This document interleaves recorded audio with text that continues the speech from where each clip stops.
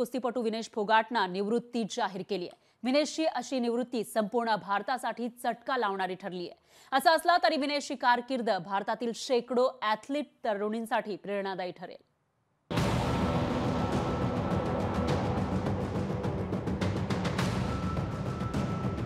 विनेश फोगाटचा कुस्तीला अलविदा, अपात्रतेचा विनेश फोगाटला धक्का। विनेश कुस्तीत हरली, देशवासियांचं मन जिंकलं। विनेश फोगाट भारताची रेसलिंग गर्ल। ऑलिम्पिकमध्ये विनेशनं तिचा जलवा दाखवला। जगजेत्या क्युबा गर्लला आसमान दाखवलेल्या विनेशला अपात्र ठरवण्यात आलं। कुस्तीतलं सर्वोच्च स्थान गमावल्यानं विनेश मानसिकदृष्ट्या कोसळली आहे। विनेशनं निवृत्ती जाहीर केली आहे। आई, मी हरले, कुस्ती जिंकली, मला माफ कर।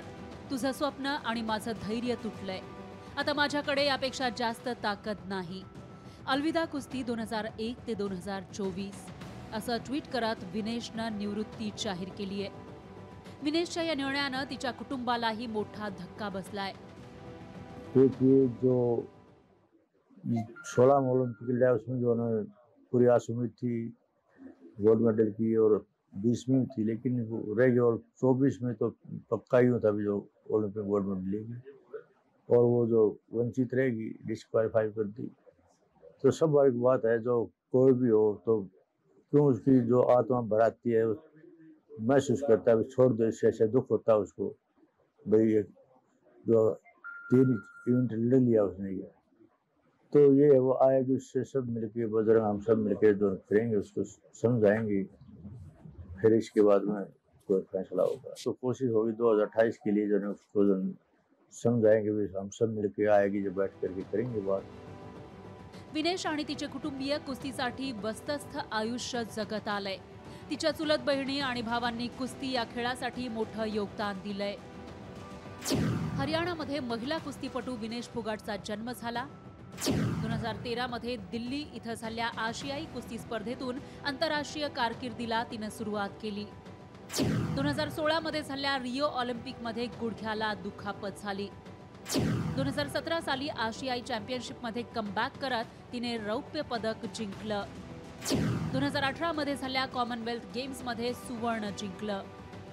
2018 मध्येच आशियाई क्रीडा स्पर्धेत सुवर्ण पदक जिंकणारी पहिली भारतीय महिला कुस्तीपटू ठरली। 13 डिसेंबर 2018 ला विनेश फोगाट विवाह बंधनात अडकली। 2020 मध्ये टोकियो ऑलिम्पिकमध्ये विनेशचा पराभव झाला। 2022 मध्ये वर्ल्ड रेसलिंग चॅम्पियनशिपमध्ये सुवर्ण पदक जिंकलं। 2023 मध्ये जंतर मंतर मैदानावर कुस्तीपटू आंदोलनात सहभागी झाली। 2024 मध्ये विनेश फोगाटची पॅरिस ऑलिम्पिकमध्ये सुवर्ण पदकापर्यंत अयशस्वी गवसणी पाहायला मिळाली। विनेशची कुस्तीतली एक्झिट प्रत्येक भारतीयासाठी चटका लावणारी आहे। भारत ही भूमी लढवय्यांची आहे। एका अपयशानं भारत खचून जाणार नाही। राणी लक्ष्मीबाईचा वारसा सांगणाऱ्या विनेशकडून प्रेरणा घेऊन शेकडो ॲथलीट भारतीय भूमीत तयार होतील। ब्युरो रिपोर्ट, लोकशाही मराठी, पॅरिस। लोकशाही मराठी, ऐका, पहा, जागरूक रहा।